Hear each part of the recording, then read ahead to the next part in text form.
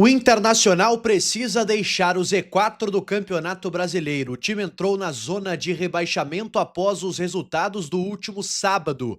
O mistério total do Inter para encarar o Fluminense. Vamos falar sobre o time que foi testado pelo técnico Paulo Pesolano.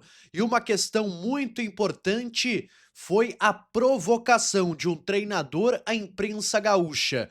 Tudo isso e muito mais você acompanha aqui no canal depois de deixar o seu like nesse vídeo, se inscrever aqui embaixo e hypar esse conteúdo.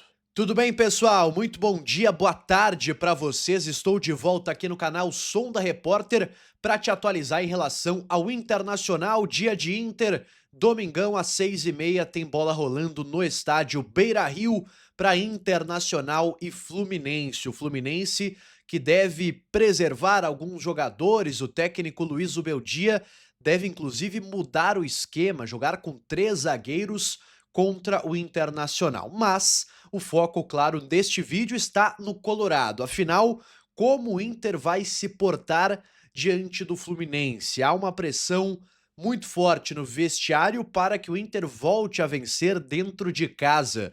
O técnico Paulo Pesolano colocou, inclusive, na última entrevista coletiva, como uma dívida com o torcedor do Internacional, voltar a vencer e pontuar bem dentro da sua casa. O Inter é o pior mandante do Campeonato Brasileiro e precisa mudar isso logo, senão a coisa vai começar a apertar. Aliás, ela já começou, porque o Inter, com os resultados de ontem, no sábado, entrou na zona de rebaixamento. O Santos empatou contra o Palmeiras, saiu até vencendo, num resultado que era muito ruim.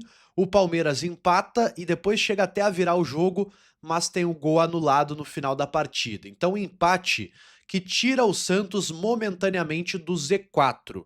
Se o Inter pelo menos empatar o jogo nesta tarde/noite do Beira-Rio, ele sai do Z4, ele sai da zona de rebaixamento. Mas é claro, a gente sabe da importância de uma vitória, até porque na próxima rodada o Inter vai enfrentar o Coritiba jogando fora de casa. E aí a chance de não vencer, ela é maior e, claro, de entrar no Z4 na próxima rodada novamente. Então, o Inter precisa da vitória, resumindo, nesta noite contra o Fluminense.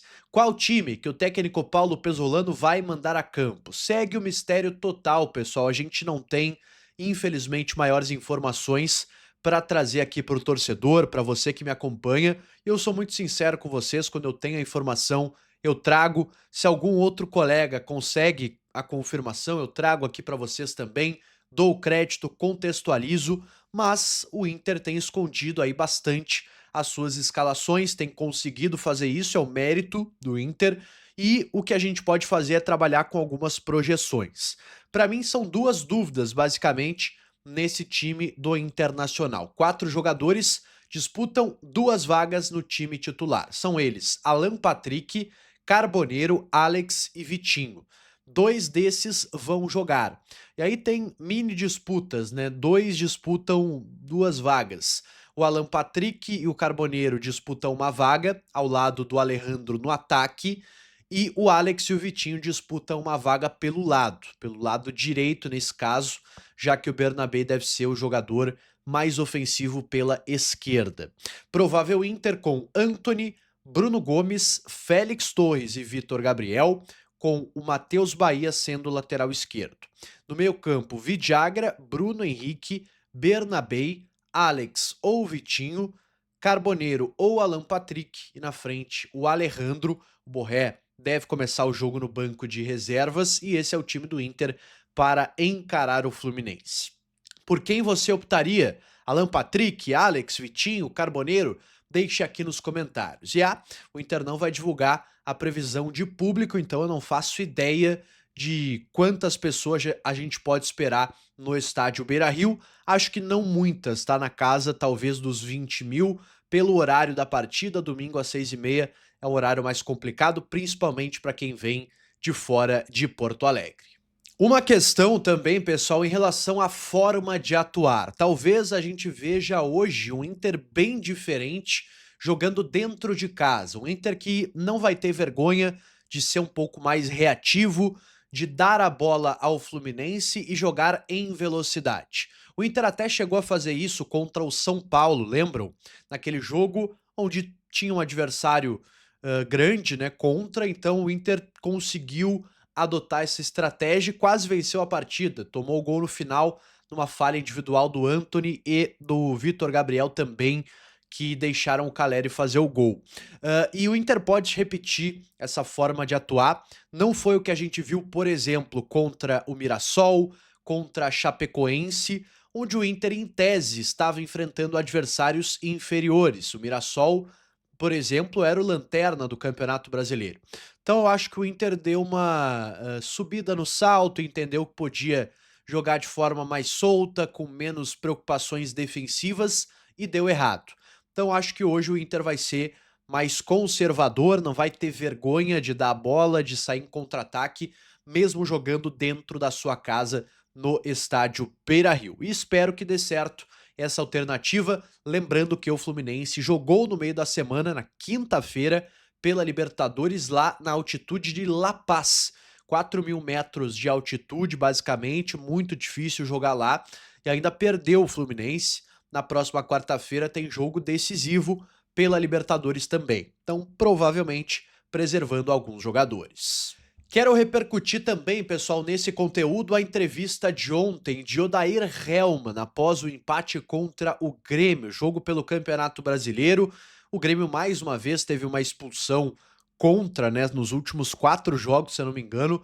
Todos o Grêmio teve um jogador a mais e, mesmo assim, o tricolor não conseguiu vencer a equipe do Atlético Paranaense, treinada pelo ex-colorado Odair Hellmann, que na sua entrevista falou e deu uma provocada na imprensa gaúcha. O Odair, que foi muito criticado, acho que até de forma demasiada aqui na imprensa do Rio Grande do Sul, pela sua forma defensiva em alguns momentos, embora o Odair tenha conseguido resultados bem interessantes. A final da Copa do Brasil, perdeu para o Atlético Paranaense, é verdade, mas o Atlético, vamos lá, tinha um time melhor que o Internacional. Também o Odair conseguiu um terceiro colocado ali no Campeonato Brasileiro, um terceiro lugar, com um time que era bem fraco, vinha da Série B. Então o Odair teve talvez mais méritos do que deméritos, mas ele acabou sendo muito criticado naquele momento. E ele deu uma letra nos repórteres que estavam lá em Curitiba. Jonatas Gabetel. Mas desculpa, eu quero aproveitar também, porque eu sou da aldeia lá do Rio Grande do Sul, né? E esse rótulo saiu de lá, que foi por terra, com a minha volta agora para o Brasil. Mas eu só queria ver, há uns anos atrás, lá em 2019 ou 20, por exemplo, que se o Papito colocasse 3 zagueiros, 2 volantes e empatasse o jogo fora de casa com um jogador a mais desde os 30 minutos, se o pescoço dele não ia ser cortado na beira da estrada. E o Papito, que é retranqueiro. Às vezes gasto muito dinheiro com bastante ofensivo, mas dentro de campo é retranqueiro, e os outros que são ofensivos ganham menos, viu, Lara? Odair, que eu sinceramente, pessoal, acho um bom treinador. Ele tem mostrado uma versatilidade bem interessante no Atlético Paranaense. Vem jogando com 3 zagueiros, 2 alas. Eu acho que é um cara que evoluiu muito nos últimos anos, treinou o Fluminense 2 vezes, treinou o Atlético, treinou fora do país também, lá no mundo árabe. Eu acho que é um cara que nos próximos anos deve voltar ao Internacional. Ele tem, eu acho que praticamente esse caminho dado na sua carreira de em algum momento voltar a treinar o Internacional. Eu acho um bom treinador. Obviamente não estou sugerindo uma troca agora, eu acho que o Pesolano também é um bom treinador, deve continuar, vem fazendo também um trabalho de tirar um pouco de leite de pedra desse time, desse atual elenco do Internacional. Mas só uma reflexão em relação ao nome do Odair, que tem uma certa rejeição entre a torcida, principalmente por conta daquela final da Copa do Brasil, né, onde a postura realmente do Inter não foi das melhores, mas é um técnico, na minha opinião, competente e que nos próximos anos deve voltar a assumir o Internacional. Tá certo, pessoal? Eu volto após a partida desta noite para a gente falar sobre Inter e Fluminense. Esperamos que com o Inter fora do Z4, seja com empate ou seja com uma vitória dentro dos seus domínios, tá certo? Deixe teu like nesse vídeo, Se inscreve aqui embaixo, ativa o sininho das notificações. Eu volto num próximo conteúdo. Até mais!